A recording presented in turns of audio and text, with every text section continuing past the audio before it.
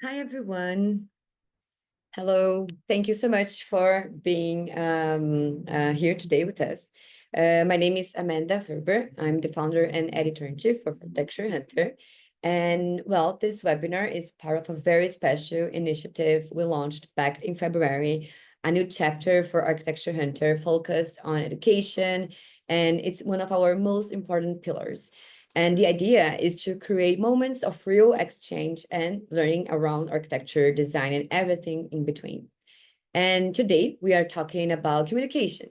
And I'll be actually the one leading this session today.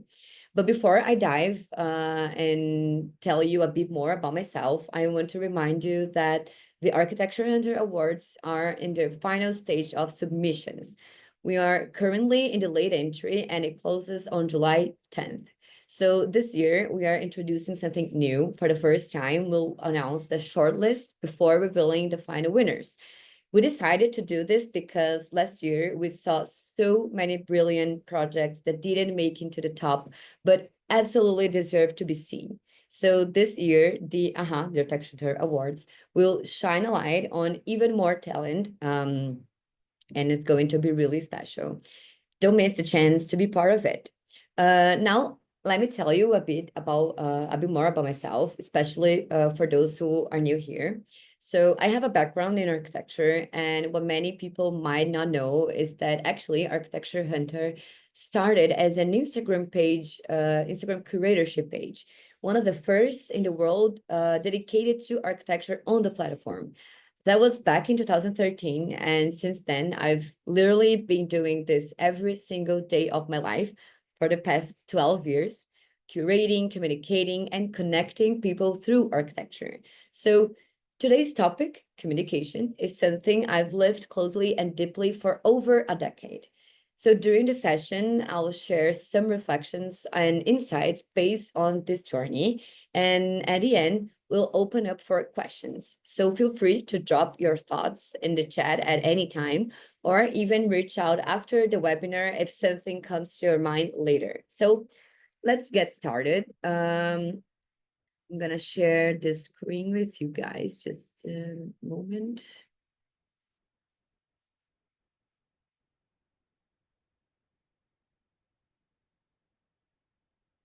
Dá para ver minha tela? Okay. So the future of architecture as a story, media and the role of the architect as a narrator. Well, I created this presentation because the way that we consume architecture has changed over the past decade or decades. And in the past, specialized media and books define which projects gain visibility. And today, algorithms, social media, and artificial intelligence are reshaping this landscape, making architecture more accessible, but also more volatile and at times homogeneous. What do I mean by that? I split this presentation in three main parts. So the first, we're going to dive into the impact of the new media and the creation and perception of architecture. After that, we're going to understand the role of architects and designers as communicators and narrators of their own work, and then how to make a project stand out in the global stage without losing authenticity. So let's start with the first part, the impact of new media on the creation and the perception of architecture. So let's think about it. Well, before we even had internet in the world, the only way that people had to consume content about architecture was through books about architecture or fairs or magazines, and all these things are paid. So of course that people who will consume something like this are people who are already interested on this topic, on architecture, on design, or people that literally work in this sector. And the new media, what I mean about by new media, I mean like ArcDaily, Architizer, these excellent platforms that started creating content on websites as like a blog almost, you know. So after that, the consumption of architecture as content really went a little, like, it was much more democratized, because people didn't need to only pay to consume this kind of content. So this really made a revolution on how the media works when it comes to architecture and design.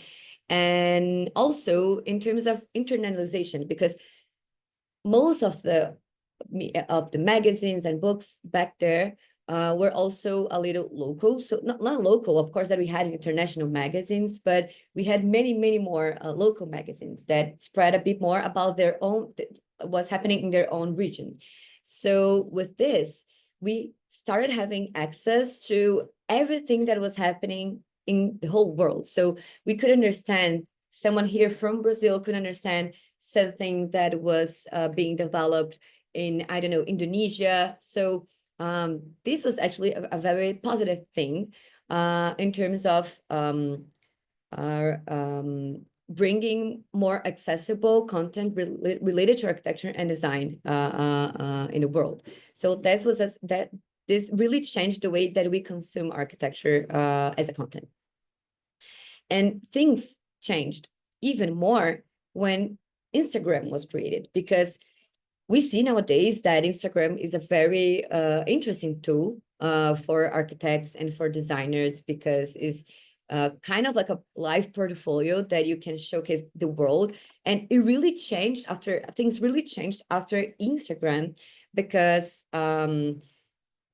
with like this new media, with the websites and accessible content, people could access from anywhere in the world content related to architecture, like worldwide architecture. But with Instagram, people that didn't even realize that they had an interest on architecture and design got impacted by content on Instagram related to architecture and design. So Instagram even helped sparking people's interest in architecture and design. So this caused even a bigger revolution in terms of content consumption of architecture and design. But of course, that it also, everything, it came with some negative consequences.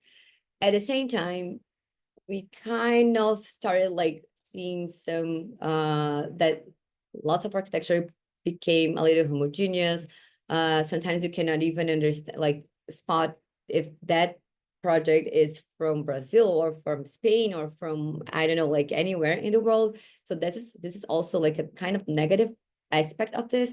And also because sometimes like a very good architect is not a very good communicator about their own work, and sometimes like they miss this opportunity of spreading a bit more about their work to the world through social media.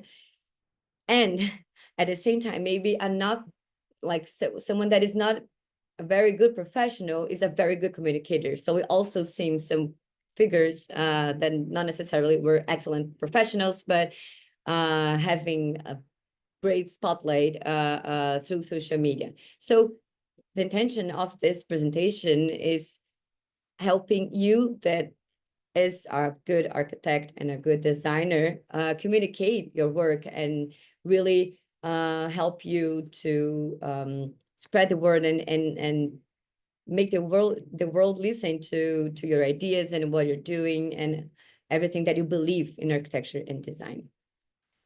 So let's start with the role of architects and as communicators and the narrators of their own work. That's not exclusive for architecture and design, but we see that sometimes when you see like a piece of art, or I don't know, like a design piece, and you see how much work and energy and intention that the person, like the author of that piece, put into that work, and how difficult it was to really got into that result. We can see that when we see like their process, and they share a bit about everything that was behind this process, these things usually they get to have much more value, and people get to value these things even more. So it's important. It's actually very important to kind of like try to show people the process and all the work that was behind it. It really helps people value your work. So when it comes to architecture, to design, that everything has an intention, has an importance to be in that way. Like we have to really think through before starting to design. Communicating this can really helps a lot for the project to get recognition. And the thing is that today with social media, you can tell your story. You don't need to like kind of like wait to be published on magazines or even on Architecture Hunter, on any other media to get recognition on the work that you've done. So, but there's something that there is something that kind of like we kind of see nowadays, and we don't agree, because lots of like social media gurus, they tell that like for you to be successful in your profession, you gotta do lots of video, like talking to the camera, talking to the video, and showing your work, and you gotta put your face, in your business and anything and everything like this. And we kind of disagree on that. So we always like to bring the definition by the dictionary of what is communication. So communication is the imparting of or exchanging of information, ideas, or feelings, a message conveyed, or a system of for conveying information, for example, verbal, written, visual, digital forms, or even the means of connection between people or places, in particular concerning the transmission of information. So communicating is everything. Actually, communicating is not only talking like through with your camera. There are many other means of communication. Everything is communication. Everything that you do communicates something. So communicating is not only the communication. To communicate is not just to talk to the camera. There are many other ways, and we like to say that because it's great. Like if you want to talk to the camera, we're gonna bring some examples of professionals that do it in a very incredible way. But we really disagree when we see these like social media gurus telling that the only way you have to communicate is through talking to the camera, because this really doesn't help when for people who doesn't feel comfortable at all in doing that, to really showcase their work. And we really believe that there are many ways to showcase their work, especially if you're an architect or a designer. There are many other ways for you to do that. It's not only through videos and talking to the camera. So that's something that we really like to highlight, because we really, really disagree that this is the only way. Like you have many other ways, even if you don't feel comfortable at all when talking to the camera. So I always like to bring some examples of studios that do it very in a very elegant way. So all these studios like Studio K27, Bernardes, Jacobsen, Isai Weinfeld, they are studios that like hardly ever they have like a person talking and showcasing their work. They really do this exclusively through videos and pictures of the work. But of course, like sometimes we get some questions. Okay, but that's not fair, because the studios have been in the market for decades, like even before social media. So it's not fair. Like they already had a recognition before the world changed. So okay, we bring other new studios that also do it in a very elegant way, in a very authentic way, and they are new studios. So this was after this revolution of how we communicate architecture and design. So we have Spal Architects, Nildo José, Lucas Takaoka, Melina Romano. These, by chances, are they are all Brazilian studios, and we have really, really close relationships with them. So we really understand like the strategy. So I always like to bring different cases, because when it comes to communicating, your work and what you do, and if you want to use social media, and if you want to use communication as a way to have more clients, to really communicate what you do and to showcase the worth of your work, authenticity is a very important aspect of it. It's very important that you don't try to copy the way of that someone else do, even if this is someone who you really admire. It's important for you to really do it in your own way, to find your own way of communication, to be authentic. So we always like to bring different examples, because maybe you can get inspired by some like specific aspect on, I don't know, how like Spal architects does one thing, and then how Medina Romano does another thing. So for you to if you're, especially if you're starting your own studio, if you're starting on this new adventure of creating your own studio or something like this, it's important to try to find your own way of communicating. And sometimes you can bring different aspects of different people to create your own way of communicating things. But we also like a lot to bring other examples of people studios that really stand out by talking on camera, because we are not against talking on camera. I'm doing this here. I do this a lot on my professional, in my personal Instagram, for example. So we're, of course, like, we're not against this at all. We think this is an excellent way. We are just against the idea that is the only way for you to gain recognition and through social media to showcase your work. There are many other ways. So here we bring examples that of studios that do it very nice. So we have Doma Arquitetura and Patricia. Doma is the name of the studio, and Patricia is the architect behind it. And she's one of the biggest architects, communicators here in Brazil. She has an amazing YouTube channel, and she always she kind of brings the whole process of almost every single project that she does through Instagram, through YouTube, and she does it very nicely. And she created a very engaged community because she really helped people, like the architects, the designers, her colleagues, to spark on some ideas, and she bring information on how to create some solutions for her projects, but also for potential clients. So the way that she communicates with, like, in a very authentic way, also help her bringing lots of new clients to the studio, because when people see the process of how she design or how she works and how she get things done, people also see her as an expert, and they understand how her work is done, so it's a very interesting inspiration to understand how to create this authentic communication through social media.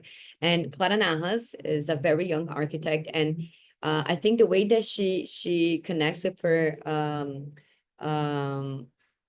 community is even different from Patricia, because I think she connects even more with the sector, with the architects, with designers, not only with the clients. So she brings a lot of tips on how architects and designers can, I don't know, like, use a different tool to help the work, or a new product, something new that is in the market, and then is helping her a lot on her daily basis.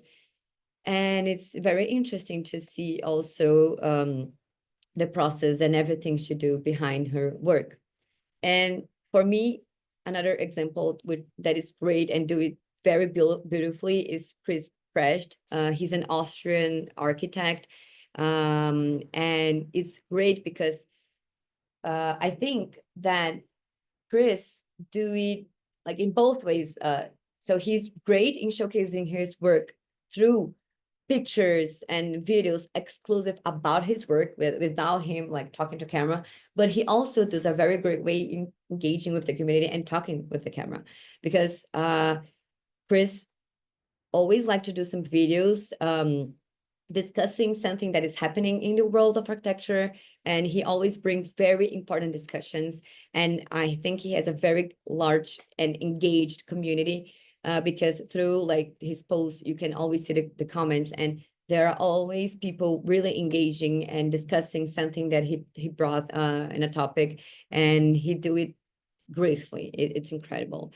And another nice example is Flavio Castro. He, besides showcasing his work, he also tries to bring content about like classical architecture, some other stuff. So he does a very nice work in telling not only like architects and designers, so people from his community, but also bringing important things about like architecture historically to potential clients, to architects and designers, sorry, to architecture and design enthusiasts, people who doesn't work with that. And this is a great way to make people understand how architecture and how design is a very inspiring and interesting topic. So all these people do a very nice work, and I think in a very authentic way. So now let's get to the third part on how to make a project stand out on the global stage and social media without losing authenticity. Because something that we've been seeing a lot too is people that, because like sometimes they hear all these social media gurus with rules and formulas of everything you have to do, and you have to post, I don't know, like 3 times per day, and you have to talk to the camera, and you have to do like this, and like they bring formulas, and people that don't know where to start from when they want to showcase their work, they follow these formulas, and we kind of realize that lots of people and studios are losing their authenticity, because they're like, everyone is just getting the same, they're just following the same formulas. So we want to, besides like bringing these examples of people that can inspire and sparkle ideas on how you can create your own way of communicating, we also have some other important aspects to do so. So I think that by this point, yeah, you all understand that we really don't think that the way that you can create this authentic way of communicating, it's definitely not by following formulas. But let's start understanding before we dive into many ways we can do this through Instagram, how you can create a very strong message through social media to really communicate your work. Let's understand why Instagram. I always like to bring some data on why Instagram is such an important tool today in our field, in architecture and design communicating, because we cannot ignore the fact that it will be hard. Like if you're creating a new profile for your studio now, like maybe it's not gonna be like from in one night, in one day, or even in a month, that you be able to create an engaged community to showcase your work. It may take some time. So it can be kind of like, sometimes like the algorithms are not going to motivate you, so it's important to understand why it is important to focus and to put energy on doing that on Instagram. Because if you feel that you're not motivated, maybe you remember this data, and this will help you bring discipline. So okay, I did a research, and it's important to say that this research was made exclusively with the Brazilian market, but still, this is a very important. We can, like, it doesn't matter the numbers here, but the insights that we can get from this research. So even though it was exclusively done with a Brazilian market, we still have important stuff to understand from this research. Okay, so the first question of the research was, if someone recommended an architect or designer to you, what would be the first step you would take to learn more about their work? So, and of course, another disclaimer is that, of course, this research was done with people who are not architects or designers, but might be potential clients for architects and designers. Okay. Okay, so that was the first question.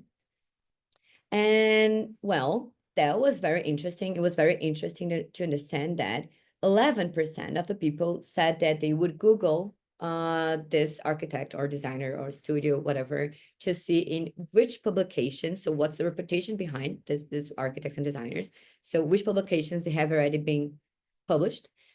26% said that they would Google to try to find their website, to see, like, to kind of see their work and their portfolio, or to find contact information.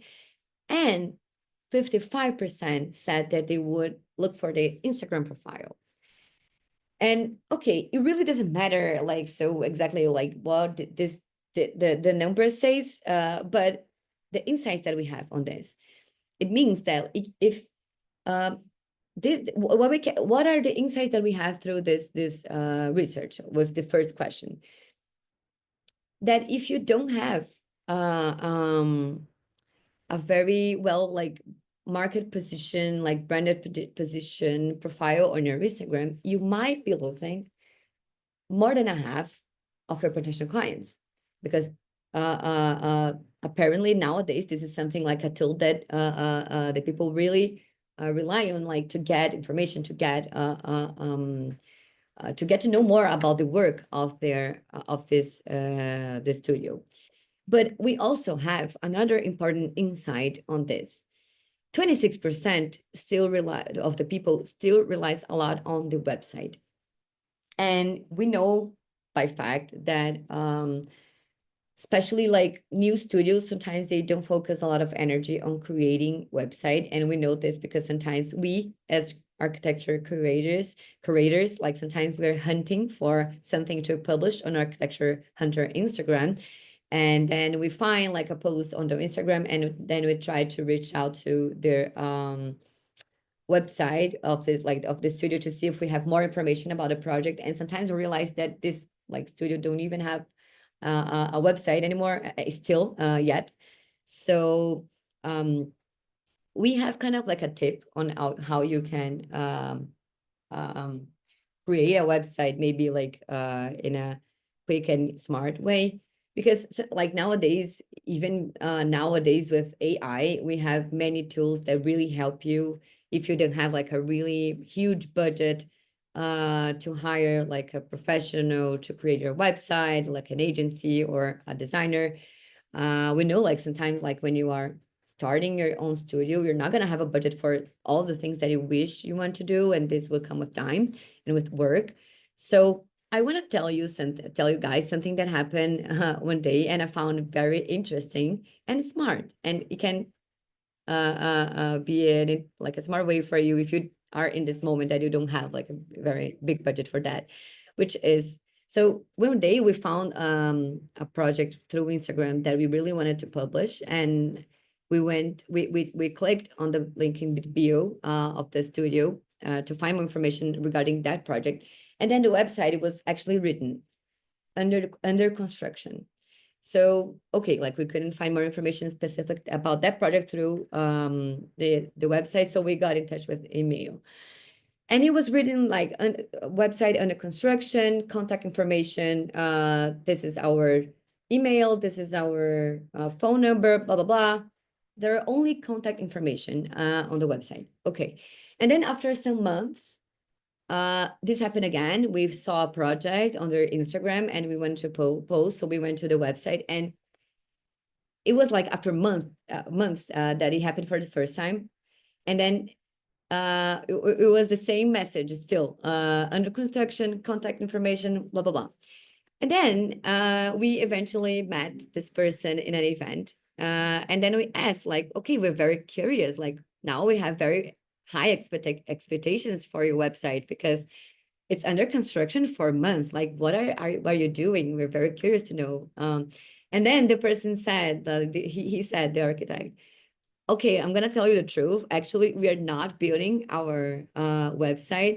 Um, we just put that because we didn't have time to focus energy on building our own website.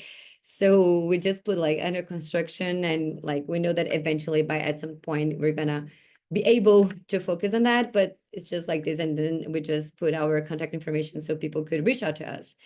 And I found that actually very smart because at least he had like a website that people could reach out to them, and it was actually like a very smart way to at least be there, you know. So I don't know, this is just like a tip if you're really in an early stage of your studio, and if you don't have a budget or time to focus on that, like maybe this can be a way to at least have your website there, and then eventually at some point you can focus on that. But okay, let's move on to the second question. So the second question to this audience was: imagine you need to hire an architect or designer. You come across the Instagram profile of someone you don't know, and after seeing their published project, you love their work. What would you do? So, disclaimer: what I wanted to understand through this question is how important um, it is for a person to because like when talking to people, like to architects and designers, lots of them used to say to us like years ago that the main way for them to have new clients were through former clients telling about their work to friends, you know, so like recommendation.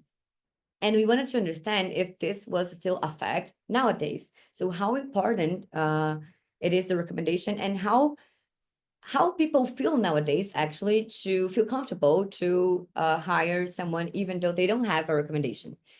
So we got very like this was very interesting. We were not expecting this proportion, because 45% of the people said they would not hire. They really needed a recommendation. The recommendation was something very important to make them decide if they're gonna hire this person, this studio, or not. And 55% of the people said that they would, even though they didn't know anyone who had worked with this studio before. And an important insight that we have here is, of course, okay, so like, okay, recommendation is still important, but at the same time, we strongly believe that if you have your website, if you have your Instagram very well positioned, um, maybe you can kind of like convince this 45% of the people that think that they don't feel comfortable and working with someone that they don't have any recommendation. If you like, so there are tools that you can convince these people that they will have a good experience in working with you and your studio.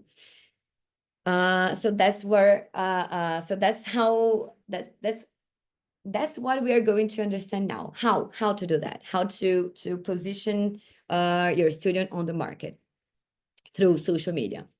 So the bio information is more important than we think, because this is the first impression, the first thing that a potential client can have with you if they find you through social media, if they get in touch with you for the first time through social media. So the important things that we have, like it's important for the bio to like the important information that your bio must have is, of course, what you do, where, and best way to get in touch. But what I mean by what you do is not only like architecture.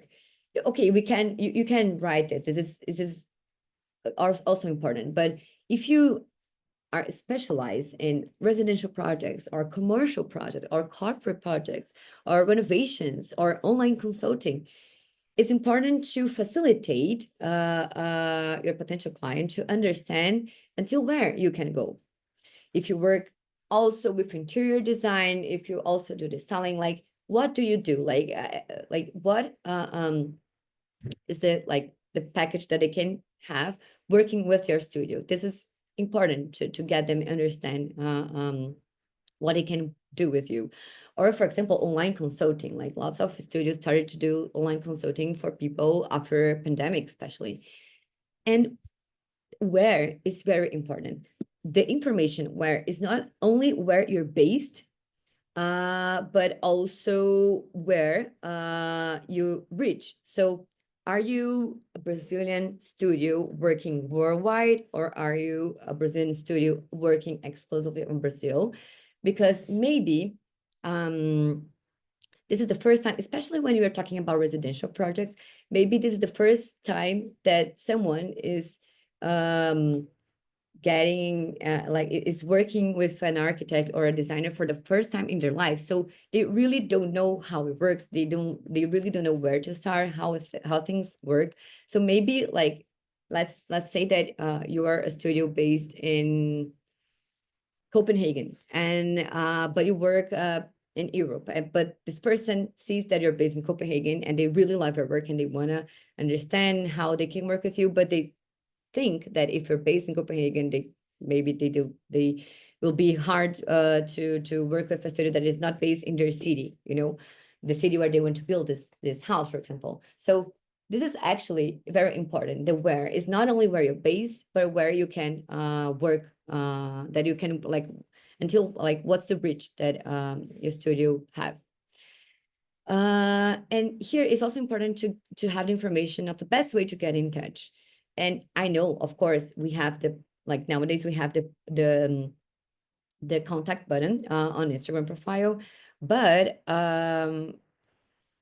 we have again we have to facilitate people to communicate with you and to understand how you work. So it's good because most of the people for the most of the people, this is the first thing that they're gonna see in your profile, like is the bio. So select one of these ways to get in touch with you and write there. So if there's a mail, like write the email. If it's through phone or whatever, just write there and facilitate people to understand how you work and how to get in touch with you.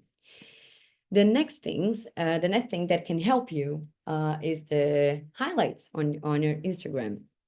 So here are some things that it's important to have. Like it's important for every profile, like studio profile, to have.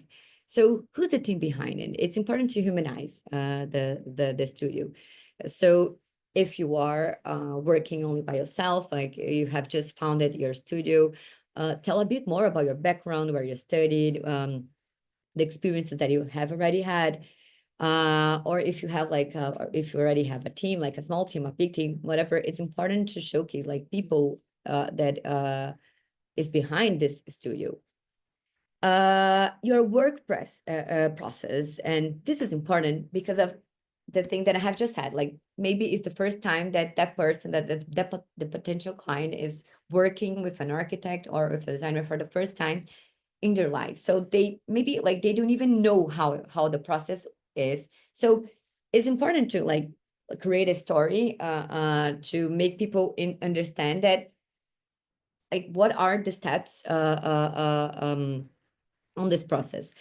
This can help a lot on this mystification, because maybe people will think that it's much harder, like to be like a completely chaos, and then you just make them understand there will be very like a smooth process, you know. So it's nice to have like, okay, so first we're gonna have like a first call, and I'm gonna understand what are your needs, and then I'm gonna do like a first draft of the project, you know. Just write like the step by step.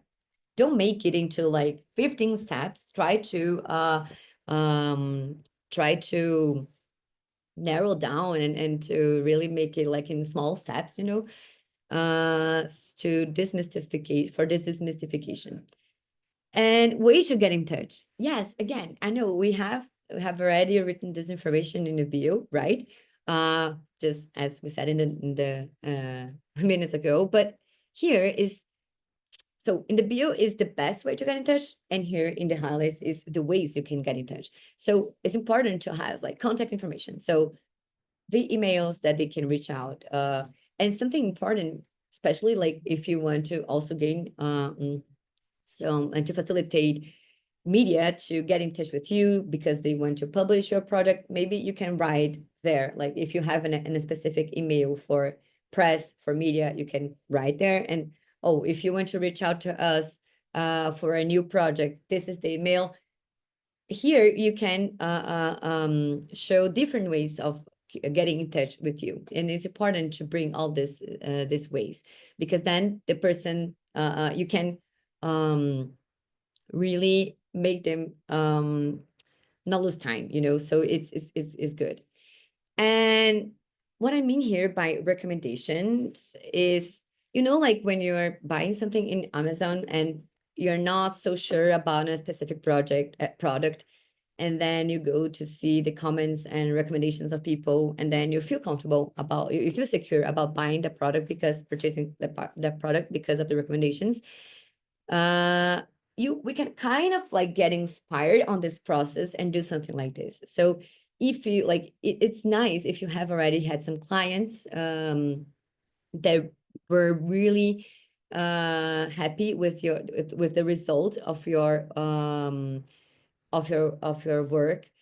You can ask them to write an email or a message or something. And of course, you don't have to show this person, like you don't have to put their names or nothing. But maybe it's nice to have like clients with quote, like some quotes of the clients to make people feel comfortable, and to understand how smooth and how great it was to work with you. Maybe those 45% of people that felt that they were not comfortable in working with someone that they didn't have recommendation, you can change their minds through this can help. All of these things, of course, this is just things that will help, and it will increase. It will not, of course, guarantee for you to like to have new clients. Of course, that what matters the most is the quality of your work, of your project. But this is considering that you already have like a very nice way to design, and a very nice architecture, that your work is good. And then this is how to like bring some spotlight to your work. Um, and still about highlights on Instagram, I have a recommendation, because I have a suggestion actually, because we are very used to see that lots of studios create highlights on Instagram, separating like by projects. So this is our like all the highlights of the house ABC, and then another highlight for the house DEF. And this is a very interesting way, of course, to create like a highlight on your Instagram, because this way you can like people can kind of like see the process of that house getting done, and this is very interesting. But I also have a suggestion.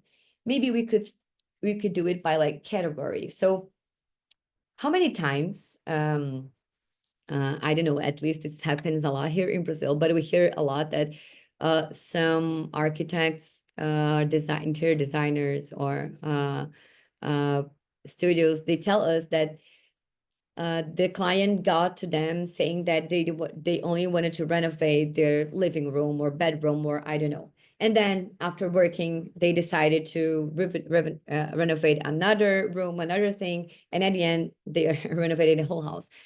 So this can like what I mean by creating highlights by category is like, maybe you could create a category with like all the living rooms that you have already done, all the restaurants that you have already done, all the bedrooms, and all this category.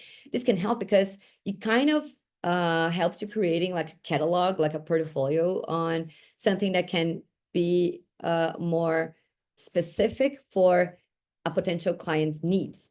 So this also helps people, like potential clients, to understand that like the diversity and the potential of your work on that specific thing that you're looking for. So different houses, different apartments, it's nice. Maybe it can be a very smart way to separate your highlights by categories of projects, because is literally a catalog of everything that you can do. Like maybe they are not gonna like the living room of the house ABC, but they're gonna love the living room of the house DEF, for example, So this way you can tell a story of different ways that you can work for a single, like for a specific thing that they're needing. Okay, so now let's also understand a little bit content strategy. And before we understand the content strategy, we have to understand, you have to know your audience. This is important. And we, like, talking to architects and designers sometimes, we understand that might be a small mistake, that studios sometimes they understand that a target audience is just a potential client. But when we are talking about social media and to showcasing your work on social media, your target audience is not only the potential client, but also architects and students, like, and other designers, like colleagues, people who can have you as an inspiration. And why? Why is this important when it comes to social media, especially Instagram?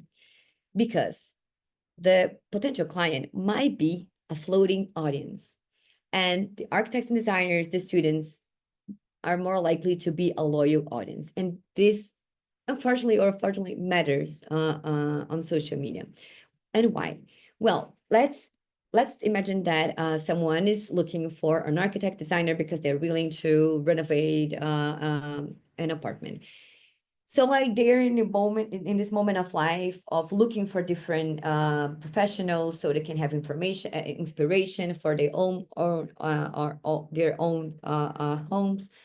And they follow you, and in the end they don't work with you. Like, they select another professional to work and to do the renovation of their house. And they, okay, so like while they are renovating and they are doing this work with another professional, they might keep following your work, because they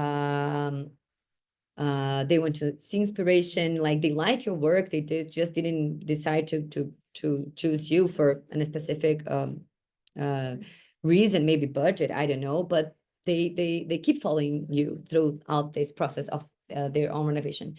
But then at some point, like, like in the end of the year, and then you just go and see like who, like all the people that you're following, and you do like this massive unfollow in the end of the year because you're tired of just seeing lots of things on your Instagram that you don't want to see anymore.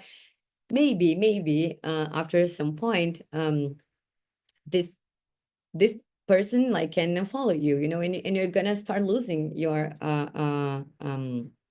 audience on your social media. So when you also communicate your work, and you give tips, and you also engage with this other community, which is your colleagues, like architects, designers, students, they might be much more like a loyal audience, because they this is like the daily work, like the daily basis. They are always looking for inspiration, trying to see what other studios are doing to get inspired and to see like how they can do like their work too, so maybe they are much more likely to be a loyal audience than a potential client, if they don't get to be your client in the end. And unfortunately, like we cannot ignore the fact that this matters in social media, like the engaged community, like people engaging with your profile. Like if it didn't matter, we wouldn't be all right now discussing this at this presentation, so this matters, and it is important to also communicate and to bring content for this part of the audience too. So it's not only the potential client when you are creating content about your work on a social media. Is you usually have more than one target audience. Okay, so now I bring some frequently asked questions that at the end we always have people asking. So the first thing that people always ask is, feed post, what's the frequency? How many times you have to post? And this is something that I think is really important, because this is something that we are very, we completely disagree with this, like social media gurus that they say that you have to post every day. Of course, this will help your algorithm, but we like to keep it real. Like, of course, that maybe you don't have enough content to post daily. Like, this is not your work. Like, you don't work with social media. This is just a tool for you to expose your work. Is a portfolio, is a tool for you. It's not your work. So it's very, like, maybe if you don't have like someone hired to do is like to do your social media, and you have to do this on your own, of course that it will be very unreal to think that you will be able to create content every day about your work on your social media. So we like to keep it real. What matters most for Instagram is consistency. So if you decide that, okay, I'm gonna keep like a promise that I will post every week, this is already a very good thing. Like, it's better for you to post like weekly, and to really prepare a very good content about your project, about your work, and get like and dive like yourself into that one content per week, than creating lots of like random things daily just because like a social media guru told you that you have to, because the algorithms will help you. So the thing that matters the most for Instagram is the consistency. So be consistent. If you decide it will be one day a week, it's okay. If you decide to be twice a week, okay, so create twice a week. So keep consistent. Captions is something that people always like to ask us too about. And it is important to encourage interaction for greater engagement. So what we mean by that is that it's nice to engage with your community with some questions, for example. So but when we mean by questions, it's not just like what do you think about this work? Because less people will probably really like think about and really like make an effort to understand your work, and then like to write something about it, you know. So be more specific. The more specific you are in your questions, the more likely you will have people engaging with it. So like maybe ask about a specific aspect of your project.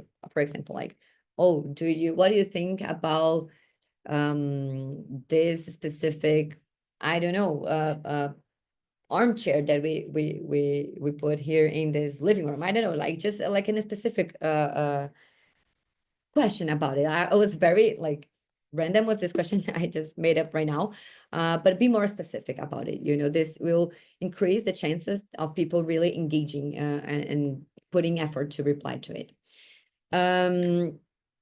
And also people sometimes ask us, okay, I mean, do you really think people read like a long caption about my work? I put so much energy in telling all the process behind it and what was the concept behind it. And I feel like that people were not really reading it. And yes, most of the people are not going to read the whole caption.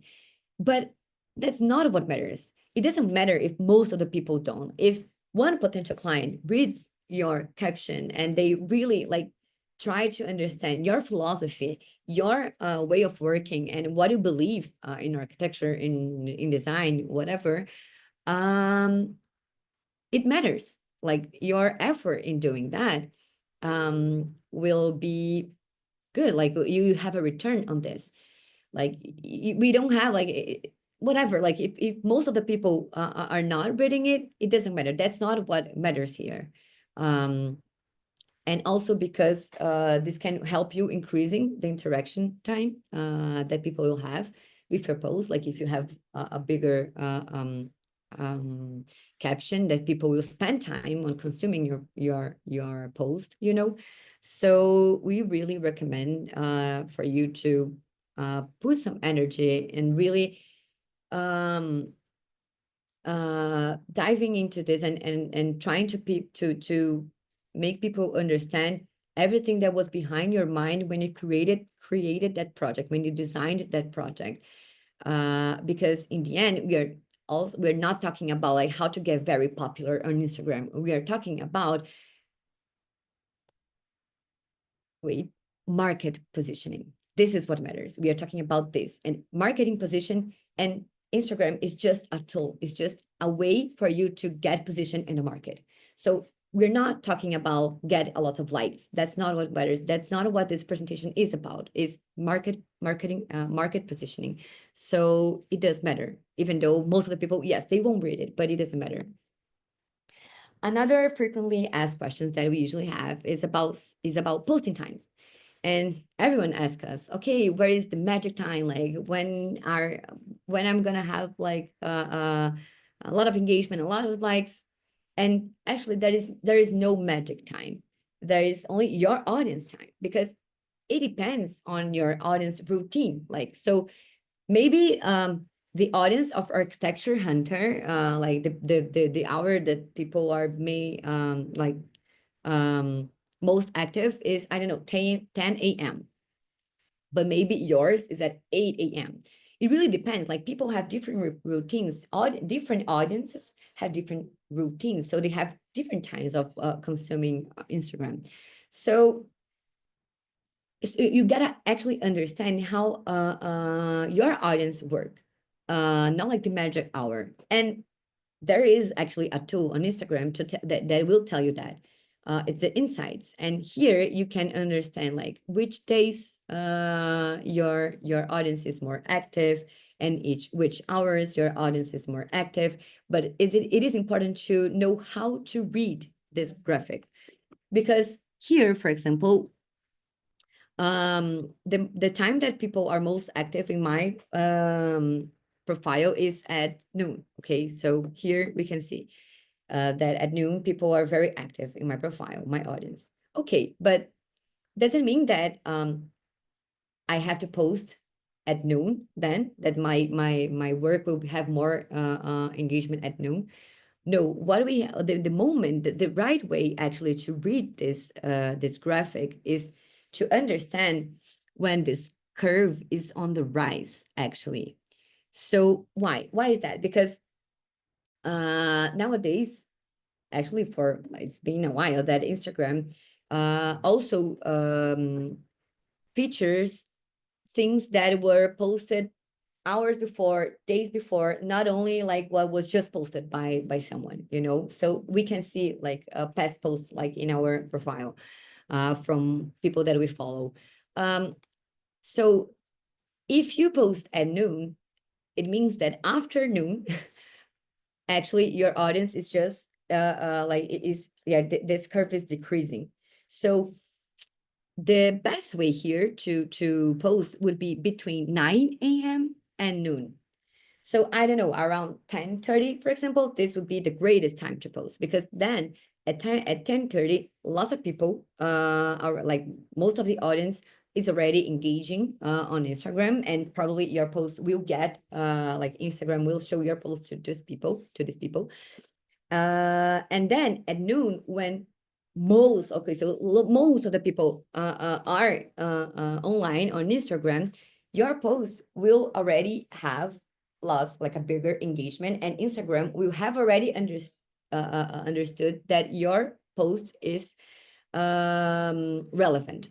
So at noon, they will get back, like your post will get back for people to see again your post. Like, people who haven't seen yet will like, Instagram will deliver your post again at noon, not only when you post it. So actually, this is the right way to read this graphic, is when this curve is on the rise, it's not decreasing. And an extra tip that I like to tell about in this presentation is about Pinterest and LinkedIn, like, and of course TikTok too. But Pinterest and LinkedIn are other social medias that sometimes architects, designers, studios don't care much about. Sometimes we just go there, like we just exist on LinkedIn or in Pinterest. You just try to find some references, but Pinterest specifically is might be like a very interesting tool for studios and architects and designers, to not only find inspiration, but to become an inspiration. So don't ignore Pinterest as a tool for you too, because we have some data and because we have some connections with Pinterest, and actually like homes, houses, this is like this like design world is one of the hottest topic on Pinterest. And this is very like this is really something that your potential clients are looking for, inspiration. And if and there is a place that you can become an inspiration, and maybe they can get to know you. So it's important to exist on Pinterest. So I'm not saying that you have to put like the same effort that you put on Instagram, for example, but it's good. Like if I don't know, like maybe every month you do a post there, this can help you um, to maybe get seen by potential clients. And LinkedIn is also important because LinkedIn is where all the other professionals are, all the other potential clients, and all the other professionals are potential clients for studios, architects, designers. So we cannot ignore this to social medias that sometimes they are, like frequently they are forgotten by some studios. And again, I don't want to put a pressure on like, okay, now you have to be like, I don't want architects and designers and studios to become social media strategists. No, it's just like a tool to get visibility of your work. So a smart way maybe for you to be there and not having to put lots of efforts on it is maybe sharing a link of the post that you did on Instagram. Maybe this is easier, you know. And especially because like if Instagram it's the social media that you're going to put a greater effort to position yourself into like a portfolio, you know, maybe is a good and smart way to only put links of the things that you posted on Instagram. Because if someone sees your work on Pinterest or in LinkedIn, and then like maybe they will follow this link and get to the place that you really have your portfolio on, which is like Instagram. So maybe this is a smart way, so you don't have to like get crazy with like many having to manage so many different social media, you know. So maybe this is just a smart way and an extra tip that I always like to bring. And okay, I don't want to sound cheesy right now, but I always like to say about the butterfly effect of sharing your work on social media. I really, really believe that Instagram really made a revolution in our field in making this more accessible and making more and more people that they didn't even realize how important and how hard is the work of an architect or a designer. So like I think that every time that you put an effort in really showing the process of your work, showing how every single decision of a project, like a design decision in a project, has an intention, has a reason, it's not random. I really believe that every time like an architect or a designer or a studio does that well, we're actually helping the whole community and helping people understand how important is the work of an architect and designer. So it's not vanity. It's not just for you to have more work, have a more job, and to have more whatever, like for you to have attention. It's. I really don't think it's about that. I really believe that this is something that helps the whole community to get the recognition that architects and designers deserves on society. So yeah, I don't really. I hope I don't sound cheesy on that, but I truly believe that. So that's it for today.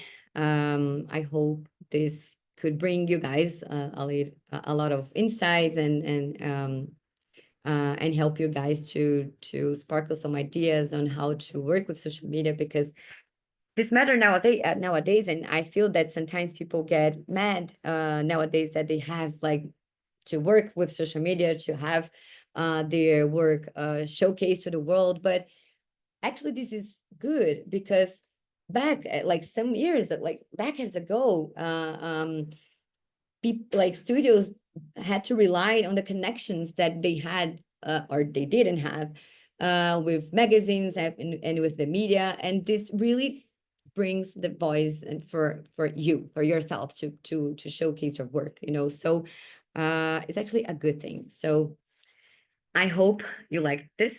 And now we're gonna open for questions. I talk too much, so we don't have a lot of time, but so let's see.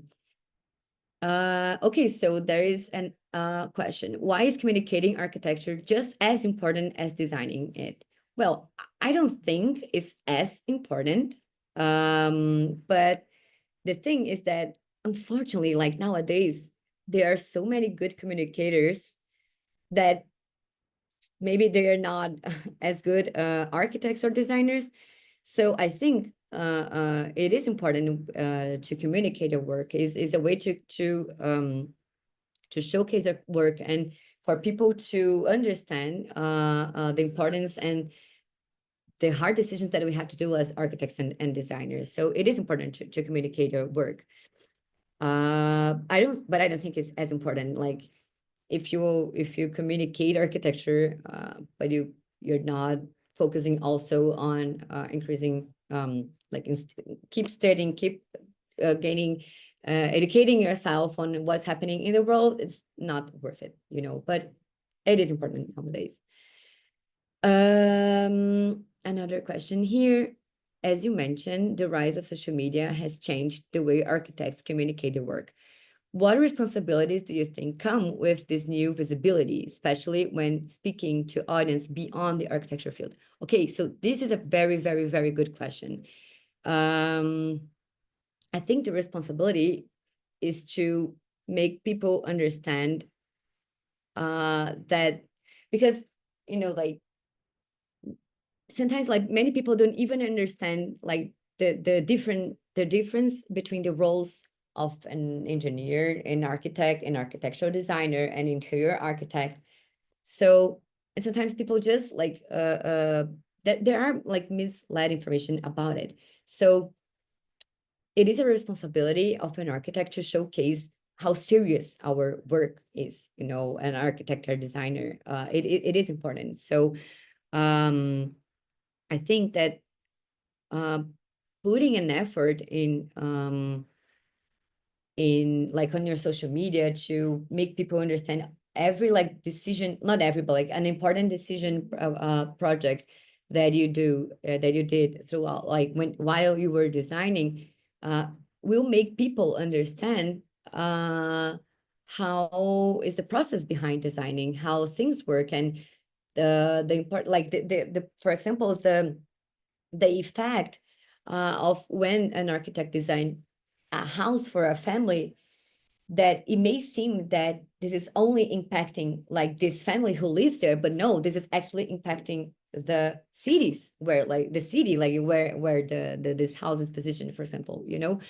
So actually the impact of an architect's work is way broader than what people think. So when you show this process, when you communicate the intention behind your project, your work, this can make people understand, like social media gave voice to everyone, and this is good and this is bad, because gave voice to people who maybe they don't have good things to say. So like if you have a good thing to say, if you have a good work, you have to claim like this is space for you to have your own voice. um there is a very good question here too. What would you say is the biggest mistake architects make when trying to use social media as a positioning tool? Okay, so I think it's something that I have already said. So I think it's trying to copy other people. So I'm not even saying about like copying project, because I think this is obvious. um, but I think it's trying to copy the way they communicate, you know, because we feel when people are not authentic, they are creating like a persona, you know. So this actually doesn't resonate with people. So it is important to be authentic, and maybe in the beginning you may struggle a bit to find yourself, but this is okay. Like this is part of the process. So I think this will be like the most one of the biggest mistakes. A very good question here. Is the Instagrammable aesthetic influencing the way we design? Well, unfortunately, I think yes. There are some, like we can see that some sometimes like some studios, some architects, some designers were thinking about this day that like space in a specific project just to be Instagrammable, like to have a good shot or something. And this is not positive for is not positive for architecture as a whole, like as something that is made actually to service people, you know. So yes, this is also something that like is a negative aspect of having like Instagram as something so strong nowadays, especially in our field in architecture. But that's why it also important like to have this kind of discussions, because sometimes like it's not on purpose. Like maybe it's just something that happened in a work of this professional, but having these discussions maybe will remind them uh, the real reason why architecture, like the real purpose of architecture, you know. So yes. Well, I don't think we have any other questions. Let me know if you guys, if anyone else had any other questions. I don't think so. Okay, so guys, that's it for today. I just would like to remind you again about Architecture Hunter Awards. We are in late entry and we're closing on July 10th. So make sure to put your work there. We really want to increase your visibility through Architecture Hunter Awards and give spot to architecture that matters. And just a reminder, we have different categories these editions compared to last year editions. So yes, that's pretty much it. Thank you guys very, very much for being here and to staying here with us. And I hope this was insightful for you guys. And that's it. Bye.